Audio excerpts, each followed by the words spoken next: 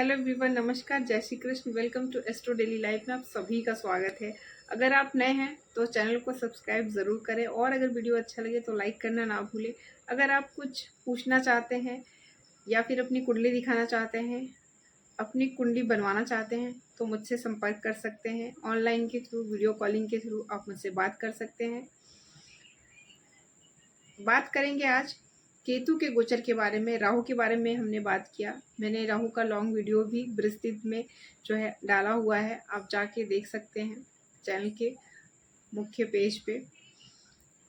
राहु का short video भी मैंने डाला हुआ है, आप वहाँ पे देख सकते हैं। अब केतु के बारे में बात करेंगे कि केतु 12 राशियों के लिए कैसा फल देने वाले हैं और किस तरह जो है हमारे जीवन को प्रभावित करते हैं। राहु और केतु जो है वो हमारे जीवन में बहुत ज़्यादा अहम रोल रखते हैं। खास करके जब ये गोचर में जो है अपना घर बदलते हैं तो हम सभी के जीवन पे बहुत ज़्यादा प्रभावित करते हैं। तो इसीलिए बात करेंगे केतु के बारे में। केतु जो है, राहु के साथ साथ केतु का भी गोचर 18 मई को हो चुका है और ये भी 18 महीने तक जो है वो सिंह राशि में रहने वाले हैं। अब तक ये कन्या राशि में जो है ये गोचर कर रहे थे, लेकिन 18 मई से जो है ये सिंह राशि में आ गए। सिंह राशि जो है वो सूर्य की राशि है और केतु को जो है मंगल की तरह मानते हैं। राहु को शनि की तरह और केतु को मंगल की तरह मानते हैं, तो उसी के अनुसार जो है वो फल देते हैं। सिंह राशि में जो है केतु यहाँ पे 18 महीने तक रहने वाले हैं। तो आइए जानते हैं कि किस तरह से जो है ये हमारे जीवन को प्रभावित करेंगे। केतु का जो है एक नेचर है, राहु क्या करते हैं कि जहाँ भी बैठते हैं, जिस घर में बैठते हैं वो उससे अटैच करा देते हैं, लेकिन केतु जो है ठीक इसके विपरीत है। केतु जहाँ बैठते हैं, जिस घर में बैठते हैं उससे डिटैच करा देते हैं, यानी उस घर से जो है आपको अलग कर देते हैं। तो इसीलिए केतु का गोचर बहुत इंपॉर्टेंट रहता है और आपकी कुंडली में 1 से लेकर 12 में जहाँ भी बैठे होंगे उस घर से संबंधित आपको परेशानी देंगे। आइए बात करते हैं थोड़ा सा केतु के बारे में। राहु जो है वो माइंड का हिस्सा है, केतु जो है वो धड़ का हिस्सा है। तो इसीलिए राहु के पास तो दिमाग है लेकिन केतु के पास दिमाग नहीं है, इसीलिए राहु को जो है रहस्यमय ग्रह कहा जाता है। राहु का नेचर बाहर तक है, भौतिकवादी है, लेकिन केतु को मोक्ष कारक माना जाता है। यानी केतु जो है वो इंट्रोवर्ट नेचर के हैं, मतलब अंतर की तरफ जो है उनका जो भी ज्ञान होता है, जो भी आपको रियलाइजेशन कराएंगे वो अपने तरफ में, अपने अंदर की तरफ में कराएंगे, बाहर की तरफ में नहीं, अंदर की तरफ। अंतर्दृष्टि होती है केतु की, मीन्स आपके अंदर क्या चल रहा है, आप जो भी आपके रहस्य हैं वो सारे खुद के अंदर के हैं। आपने क्या किया है डिपेंड करता है, आपके कर्मा कैसे हैं, आपका स्वभाव कैसा है। इसलिए केतु को जो है आध्यात्मिक ग्रह माना जाता है। केतु अगर पॉजिटिव होते हैं तो अध्यात्म, ऐसा व्यक्ति जो है बहुत आध्यात्मिक होता है, स्पिरिचुअल होता है, ध्यान करता है, मेडिटेशन करता है और ईश्वर संबंधी कार्यों में मतलब वो प्रबल एकदम दिल से करता है। जो भी करता है ईश्वर के तरफ भक्ति ज्ञान दिल से करता है। ऐसे लोगों के पास बहुत ज़्यादा जो है ज्ञान होता है, धैर्य होता है, बहुत सारी सिद्धियाँ होती हैं जिसके बारे में ये किसी को नहीं कहते हैं। तो जब केतु देते हैं ऐसे लोगों का जीवन भी बहुत ज़्यादा चमत्कारिक होता है। ऐसे लोग बहुत ज़्यादा जो है अपने आंतरिक शक्ति से, अपने आंतरिक दृष्टि से जो है दूसरों का भविष्य जान सकते हैं।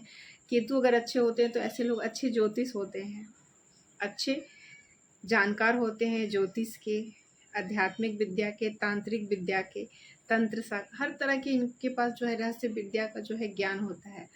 और अगर केतु अच्छे नहीं होते हैं तो उसके जीवन में दुख, शांति, पाखंड,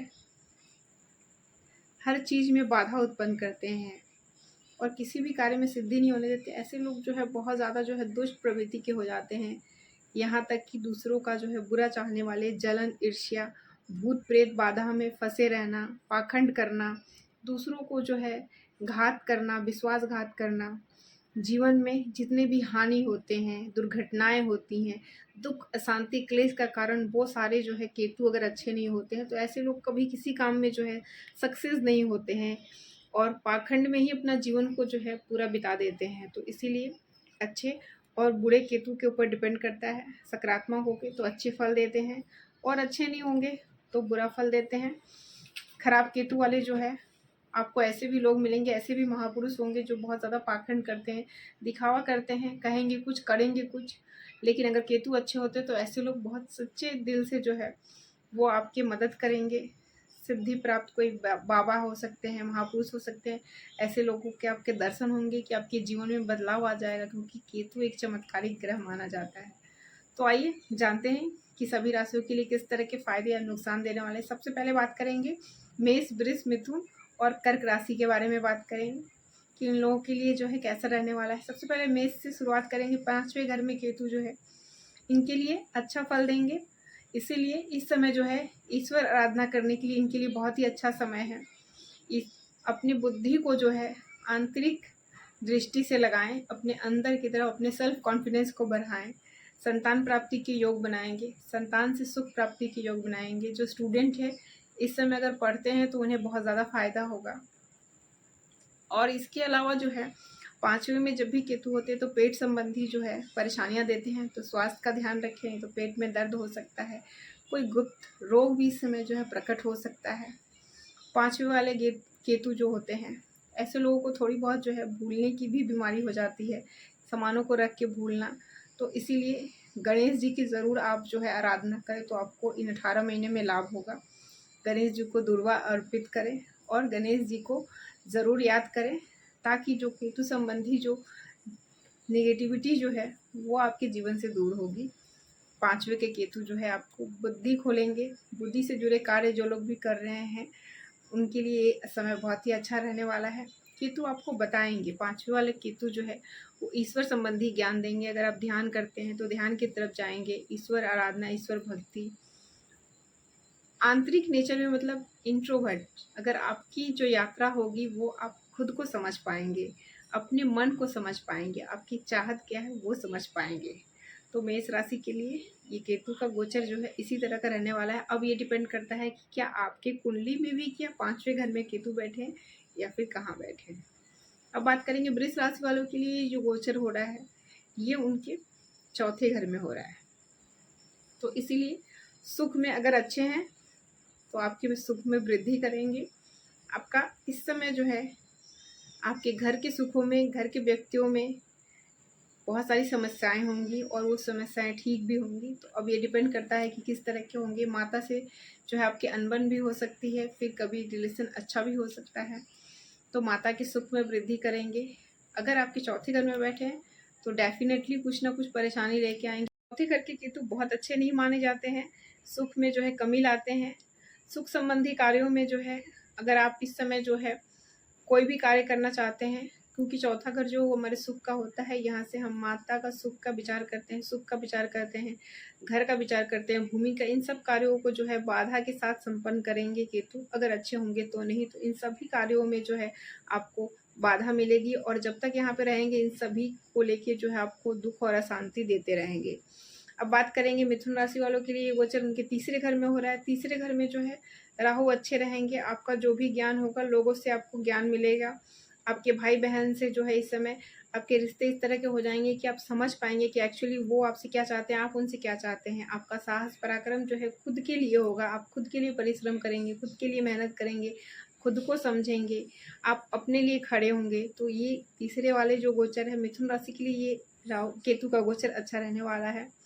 अब बात करेंगे कर्क राशि वालों के लिए, गोचर जो उनके 2रे घर में हो रहा है। धन संबंधी मामलों के लिए बिल्कुल भी अचानक से आपको धन प्राप्ति के योग बनेंगे। अचानक से जो है आपके जीवन में कुछ ऐसी चीज़ें होंगी जिसके बारे में आपने कल्पना नहीं की होंगी। अचानक से वो रिश्तेदार आपके सामने आएंगे जिसके आप हो सकता है कि उनको बहुत अच्छा समझते थे, लेकिन अचानक से आपको ये पता चलेगा कि ये ही आपके सारे, आपके जीवन में जितनी भी खराबी है, जितनी भी कमियां हैं, इन सभी के जिम्मेदार यही वो रिश्तेदार हैं। तो वाणी का ध्यान रखें। इस समय जो है आप कुछ नहीं कहेंगे उनको, लेकिन एक समय आएगा तब जो है आप उनको बताएंगे कि एक्चुअली में जो है आप उनके बारे में जो सोच रहे थे वो नहीं है। ये केतु आपको बताएंगे और वो भी आपको समय आने पे जो है ये आपको बताएंगे कि वो किस लिए आपसे जुड़ाव था, उनका किस लिए आपके प्रति झुकाव था। तो कर्क वालों के लिए केतु का 2रे घर जो है होता है वो धन का होता है, वाणी का होता है, कुटुंब का होता है। तो धन प्राप्ति के अचानक से योग बनेंगे और ऐसा भी होगा कि आता हुआ धन भी आपको जाता हुआ दिखेगा। अब डिपेंड करता है कि आपकी कुंडली में राहु की स्थिति कैसी है। आपके कुटुंब, आपका बुरा भी चाहेंगे एट ए टाइम और अच्छा भी करेंगे, दिखाएंगे। अंदर से चाहेंगे कि वो आपका बुरा, लेकिन दिखाएंगे कि वो आपका अच्छा कर रहे हैं। और इसके अलावा जो है आप अपने वाणी को जो है सोच समझ के बोले, नहीं तो आप अपने वाणी के कारण ही फंस सकते हैं। अब बात करेंगे कि बाकी सिंह राशि के लिए ये गोचर कैसा रहने वाला है, कन्या के लिए कैसा रहने वाला है। सिंह राशि वालों के लिए जो है ये गोचर मिला जुला रहने वाला है, क्योंकि लग्न में गोचर हो रहा है। आप अपनी बात को कह नहीं पाएंगे इस समय, आप क्या सोच रहे हैं, क्या फील कर रहे हैं। जब भी आप सामने किसी के जाएंगे, आप सभा में रहेंगे, आप सोशल में रहेंगे, आप गेट टुगेदर अपने फैमिली के साथ, फ्रेंड के साथ रहेंगे, आप क्या सोच रहे हैं ये आप बता नहीं पाएंगे उनको। लेकिन एक आपकी जो मेंटलिटी है, एक धारणा है, वो आपके अंदर ही चलेगी, एक कस मकस आपके जीवन में रहेगा। तो इसीलिए आप अपने स्वास्थ्य का ध्यान रखें, नहीं तो कोई ना कोई आपको दिमाग में इस समय किसी बात को लेकर चिंता परेशानी बनी रहेगी। तो ज़रूरत पड़े तो आप अपना एक बार चेकअप ज़रूर कराएं। अगर खास करके जो है आपके गले में, आपके किसी भी हड्डी में, या फिर अगर आपके किसी भी रीढ़ के किसी हिस्से में दर्द हो तो ज़रूर चेक करवाएं, नहीं तो आपको इस तरह की कोई भी बीमारी इस समय हो सकती है। बात करेंगे कन्या वालों के लिए। कन्या वालों के ये द्वादश घर में गोचर हो रहा है। अचानक से जो है आपसे कुछ व्यय होगा, आपसे कुछ छूट जाएगा, आपके खर्चे बढ़ जाएंगे इस समय, और आपको खुद भी नहीं पता चलेगा। इस समय आपके किसी रिश्तों में भी अलगाव आ सकता है। 12वां जो घर होता है वो व्यय का घर होता है। आपसे कुछ छिन जाएगा, आपका कुछ छूट जाएगा, आपसे कुछ चला जाएगा। तो इस चीज़ का ध्यान रखिएगा। वो धन हो सकता है, वो रिश्ते हो सकते हैं, कोई व्यक्ति हो सकता है जो आपसे दूर जा सकता है। तो इस चीज़ का ध्यान रखें। केतु है, अचानक होगा, सडन होगा, जो आपने नहीं सोचा होगा वो होगा आपके साथ। तो इस चीज़ का ध्यान रखिए। बात करेंगे तुला वालों के लिए। ये गोचर जो है उनके 11वें घर में हो रहा है। 11वां घर जो है वो गेन का, सफलता का घर है। अचानक से आपके जीवन में सफलता आएगा, उस चीज़ के होने का होगा जिसके बारे में आपने कल्पना नहीं की होगी। उस सक्सेस के बारे में जो आपको कभी लगा नहीं था वो हो जाएगा आपके जीवन में। ये किसी चमत्कार से कम नहीं है, आपके लिए चमत्कारिक घटना ही है। तो तुला राशि वालों के लिए ये गोचर बहुत अच्छा रहने वाला है। केतु जो है उनको अचानक से सडन लाभ के योग बनाएंगे। अचानक से किसी भी कार्य में सफलता हो सकता है। आप ध्यान करें, ध्यान में सफलता हो सकता है, रिश्तों में सफलता हो, संतान सुख में सफलता हो, किसी भी तरह की सफलता दिलाएंगे आप। अब बात करेंगे वृश्चिक राशि वालों के लिए ये गोचर कैसा रहने वाला। तो वृश्चिक राशि वालों के लिए जो है ये गोचर उनके 10वें घर में हो रहा है। कार्य क्षेत्र में सफलता लेके आएंगे, कार्य क्षेत्र में परेशानी भी लेके आएंगे। एट ए टाइम जो है डिपेंड करता है बाकी सब ग्रहों की पोजीशन कैसे है। तो के लिए यहाँ पे जो है आपके कार्य क्षेत्र में राहु जो है, ज्ञान वाले जो लोग भी हैं, ज्योतिष से, अध्यात्म से जुड़े लोग हैं, उनके लिए फायदा लेके आएंगे। वृश्चिक राशि वालों के लिए इनके कर्म स्थान में ये बताएंगे आपको क्या कर्म करना है, किस तरह के कर्म करेंगे तो आपको फायदा देंगे। केतु डिपेंड करता है कि आपकी कुंडली में केतु कहाँ बैठे हैं। ज्ञान के कार्य, रहस्यमय चीज़ों में जो है आपका इन्वॉल्वमेंट होगा। ऐसी चीज़ें सीखेंगे जो आपने नहीं सोचा था राहु के इस पीरियड में, क्योंकि राहु ज्ञान के मोक्ष के कारक है। तो इस तरफ जो है आपका ध्यान जाएगा। इस तरह की गतिविधि आपके जीवन में होगी जो आज तक कभी नहीं हुई थी। तो वृश्चिक राशि वालों के इनके 10वें घर में कर्म क्षेत्र में बहुत सारे बदलाव होंगे। आपके जीवन में नई नई चीज़ें सीखेंगे, नई ऊर्जाओं का जो है संचार होगा। केतु आपके जीवन में एक नई ऊर्जा लेके आएंगे। बात करेंगे धनु राशि वालों के लिए। ये गोचर उनके 9वें घर में हो रहा है। भाग्य, 9वां घर जो होता है भाग्य का, अध्यात्म का होता है, दान का होता है, हमारे बुजुर्ग का, गुरु का घर होता है, भाग्य का घर होता है। आपके भाग्य में अचानक से परिवर्तन आएगा, और जो आप करना चाह रहे थे, भाग्य अब तक अगर आपका साथ नहीं दे रहा तो देने लगेगा। 18 साल के बाद ये गोचर आपके जीवन में हर तरह से सफलता लेके आएगा।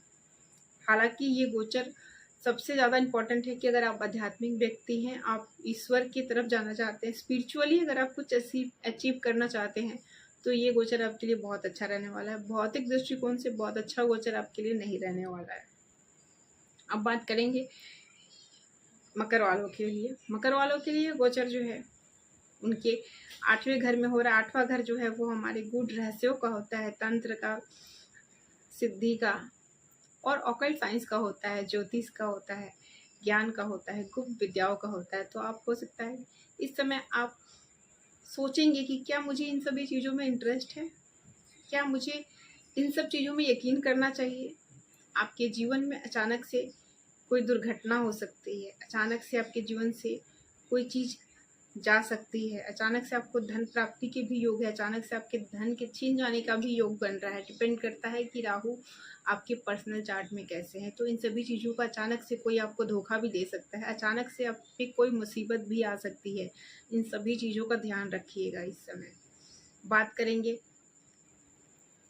कुंभ राशि के बारे में। कुंभ राशि के लिए गोचर जो है उनके 7वें घर में हो रहा है।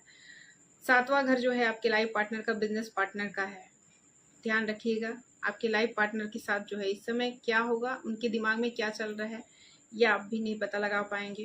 अगर आपके रिश्ते अच्छे हैं तो भी इस समय जो है परेशानी होगी।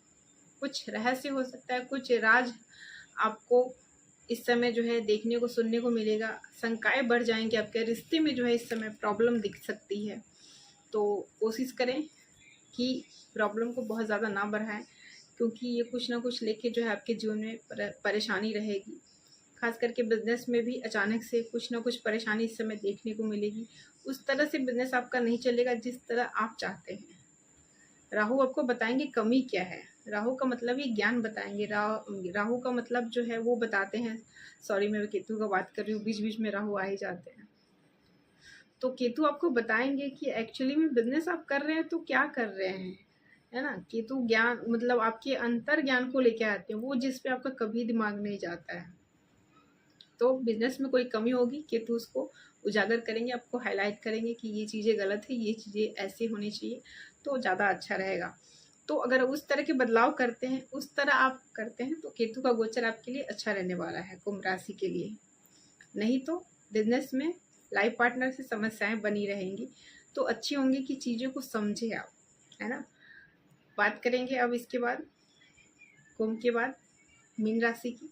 मीन राशि के लिए जो है ये गोचर उनके किस घर में हो रहा है, उनके लिए ये घर जो है उनके छठे घर में ये गोचर हो रहा है। छठा घर जो है रोग ऋण शत्रु का है। अचानक से शत्रु उनके बढ़ जाएंगे, अचानक से कोई रोग उभर के आ सकता है।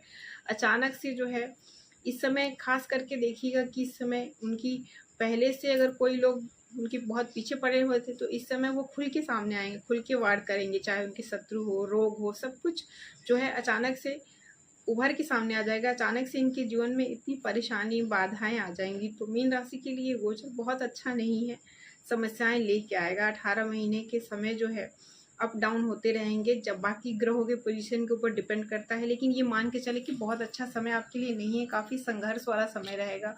कुछ ना कुछ लेके जो है आपके जीवन में कठिनाइयाँ, परेशानियाँ चलती ही रहेंगी।